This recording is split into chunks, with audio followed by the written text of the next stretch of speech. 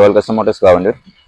നമ്മൾ സാധാരണ ഹെഡ്ലൈറ്റ് ഞാനിപ്പോൾ കാണിക്കുന്ന തണ്ടർബേർഡിലാണ്. തണ്ടർബേർഡിന്റെ ഗ്ലാസിന്റെ ഫൈബർ ആയതുകൊണ്ട് തന്നെ ഈ ഒരു കാരണമാതിരി തന്നെ പെട്ടെന്ന് യെല്ലോയിഷ് ആകുന്നത് സാധാരണയാണ്.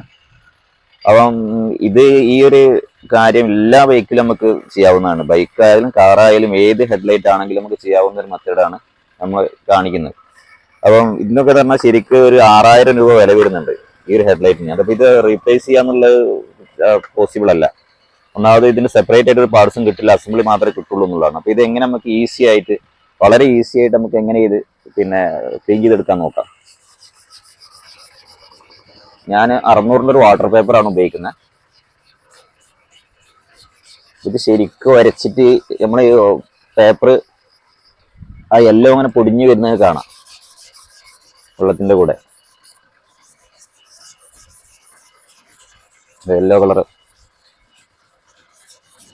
യെല്ലോ കളർ പോകുന്നത് വരെ നമ്മൾ പേപ്പർ ചെയ്യണം കേട്ടോ, സാൻഡ് ചെയ്യണം.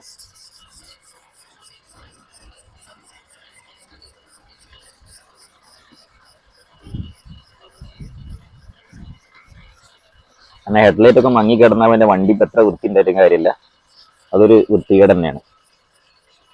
ഇപ്പം ചില വണ്ടികൾക്ക് ഉണ്ടാകും നമ്മൾ വണ്ടിയൊക്കെ നല്ല വൃത്തിയായി ഹെഡ്ലൈറ്റ് യെല്ലോ ഷെയ്ഡായിട്ട്, അപ്പോൾ വണ്ടിൻ്റെ വൃത്തി മുഴുവൻ അതിൽ പോകും.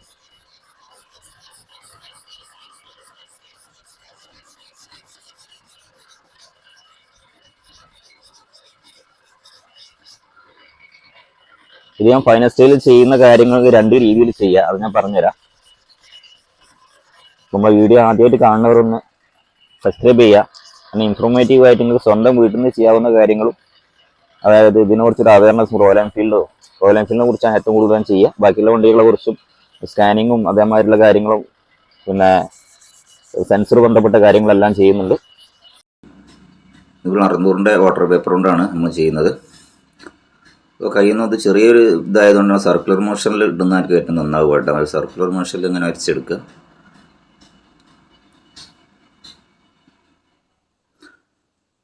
അറുന്നൂറ് പേപ്പർ സാൻഡ് ചെയ്യുന്ന സമയത്ത് അതിന് തന്നെ സ്ക്രാച്ച് ഉണ്ടാവുക. സ്ക്രാച്ച് പോകുന്ന വരെ 600-ന്റെ സ്ക്രാച്ച് നമ്മൾ അധികം ഓവർ പ്രസ് ചെയ്ത് വരയ്ക്കുന്ന സമയത്ത് ഒരു സ്ക്രാച്ച് വരാൻ സാധ്യതയുണ്ട്. അതുകൊണ്ട് ഒരു മീഡിയം പ്രഷറിൽ വരച്ചെടുക്കുക.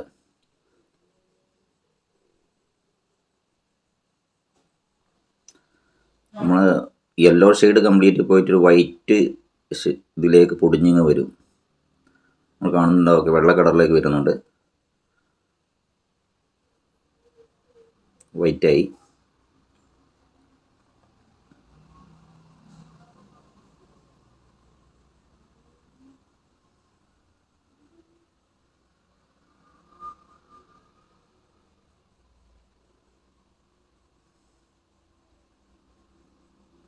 ഇനി നമ്മൾ 2000-ന്റെ പേപ്പറാണ് എടുത്തേക്കുന്നത് കേട്ടോ. 2000 ആയാലും കുഴപ്പമില്ല, 1500 ആയാലും കുഴപ്പമില്ലേ. ആ സ്ക്രാച്ച് കംപ്ലീറ്റ് നമ്മൾ 600 കൊണ്ട് ഇട്ടേക്കുന്ന സ്ക്രാച്ച് കംപ്ലീറ്റ് നമുക്ക് പേപ്പർ കൊണ്ട് വരച്ച് കളയാൻ പറ്റും. അപ്പോൾ മാക്സിമം പോളിഷാക്കി എടുക്കുക. ഈ പേപ്പറോട് മാക്സിമം നമുക്ക് പോളിഷാക്കി എടുക്കാൻ പറ്റും. വെള്ളം ഒഴിക്കുന്ന സമയത്ത് നമുക്ക് ശരിക്കും അറിയാം അത് സ്ക്രാച്ച് വല്ലതും എല്ലായിടത്തും ഉണ്ടോ എന്നുള്ളത്. അപ്പോൾ ആ സ്ക്രാച്ചിൻ്റെ സ്ക്രാച്ച് ശരിക്കും വരച്ച് കളയുക.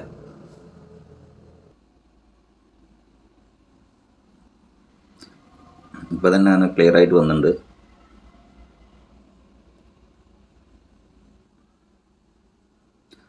മാക്സിമം എത്ര വരയ്ക്കാൻ പറ്റും അത്ര തന്നെ വരയ്ക്കണം കേട്ടോ. മാക്സിമം ആ ഒരു പേപ്പറോട് തന്നെ പോളിഷ് ചെയ്തെടുക്കുക. പോളിഷ് ചെയ്യുന്ന മാതിരി തന്നെ നമ്മൾ മാക്സിമം പോളിഷ് ചെയ്തെടുക്കുക. അപ്പോൾ നമ്മൾ ഈ പേപ്പറിങ് എത്രത്തോളം ക്ലിയർ ആകുന്ന അത്രത്തോളം അതിന് റിസൾട്ട് ഉണ്ടാവുക. അല്ലാതെ അതിൻ്റെ മുകളിൽ എന്ത് കോട്ടിങ് അടിച്ച് കഴിഞ്ഞാൽ പിന്നീട് തെളിഞ്ഞ് കാണാനുള്ള സാധ്യത കൂടുതലാണ്. അപ്പം മെയിനായിട്ട് ഇതിൻ്റെ ഒരു പ്രോസസ്സ് എന്ന് പറഞ്ഞാൽ ഈ പേപ്പറിങ് ആണ്. അപ്പം ഇത് വൃത്തിയിൽ ചെയ്താൽ തന്നെ നമുക്ക് അതിൻ്റെ റിസൾട്ട് കിട്ടുള്ളൂ.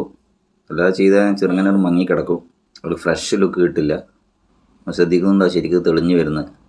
അപ്പോൾ ഇത് ബുദ്ധിമുട്ടുള്ള വർക്കൊന്നുമില്ല. കാണുന്ന സമയത്ത് ബുദ്ധിമുട്ടായി തോന്നും, ബുദ്ധിമുട്ടുള്ള വർക്കൊന്നുമല്ല. ഇതാകെ ഇതിലെ 2 പേപ്പർ മാത്രമേ യൂസ് ചെയ്തിട്ടുള്ളൂ, ഒരു 600-ഉം ഒരു 2000-ന്റെ പേപ്പറും. ഇപ്പോൾ ക്ലിയറായി വന്നിട്ടുണ്ട്. ഞാൻ ഇതിൽ ഉപയോഗിക്കുന്നത് ഹൈ ബിൽഡ് ക്ലിയർ ആണ്. പക്ഷെ നിങ്ങൾക്ക് ഗണ്ണും മറ്റേ സൗകര്യങ്ങളൊന്നുമില്ല 1K ക്ലിയർ കിട്ടാനുണ്ടാവും. ബോട്ടിൽ ഷെയ്ക്ക് ചെയ്ത് ഏൽക്കുന്ന ഒരു ക്ലിയർ കിട്ടാനുണ്ടാവും. എത്രത്തോളം ടെമ്പററി ആയിട്ട് ക്ലിയർ കോട്ടായിട്ട് തന്നെ കിട്ടും, ആ ഒരു ഫിനിഷിങ് കിട്ടും. എത്രത്തോളം യെല്ലോയിഷ് വീണ്ടും ആവാനുള്ള സാധ്യത ഉണ്ടെന്നുള്ളത് എനിക്കറിയില്ല, ഞാൻ ഉപയോഗിച്ച് നോക്കിയിട്ടില്ല. പക്ഷെ നിങ്ങൾക്ക് ഒരു ഗണ്ണും ഒരു സ്പ്രെയർ ഉണ്ടെങ്കിൽ വളരെ നീറ്റായിട്ട് ചെയ്തെടുക്കാൻ പറ്റും.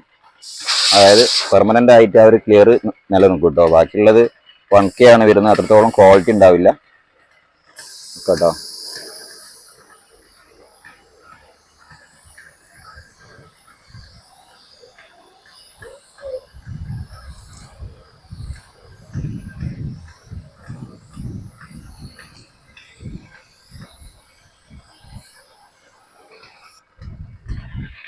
ഇപ്പോൾ ഒരു 2-3 മിനിറ്റ് വെയിറ്റ് ചെയ്യാം.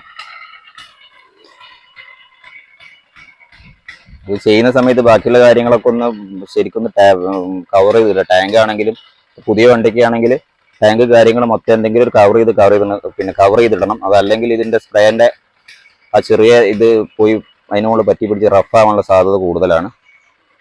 അപ്പോൾ നല്ലോണം ശ്രദ്ധിക്കുക. ശരിക്കും പാക്ക് ചെയ്യണം, ഇതില്ലാത്ത ഭാഗങ്ങൾ മൊത്തം പാക്ക് ചെയ്യണം. അപ്പം ഞാനത് അല്ലാതെ പാക്ക് ചെയ്തപ്പോൾ ഞാൻ റഫായിട്ട് യൂസ് ചെയ്യുന്ന വണ്ടിയാണ്, അതുകൊണ്ടാണ് ഞങ്ങൾ ഇങ്ങനെ ജസ്റ്റ് ഒന്ന് ഇട്ടത്.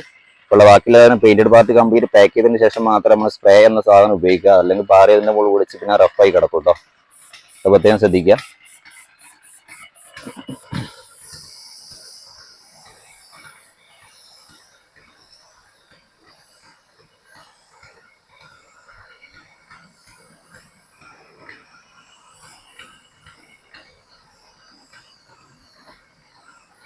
കൂടുതൽ കനത്തിൽ അടിക്കരുത്, ഒലിച്ചിറങ്ങും.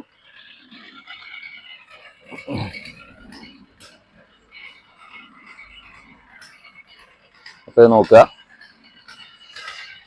നമ്മൾ ആദ്യം ഉണ്ടായിരുന്ന ഹെഡ്ലൈറ്റും പുത്തൻ ഹെഡ്ലൈറ്റിന്റെ മാതിരി തന്നെയായി.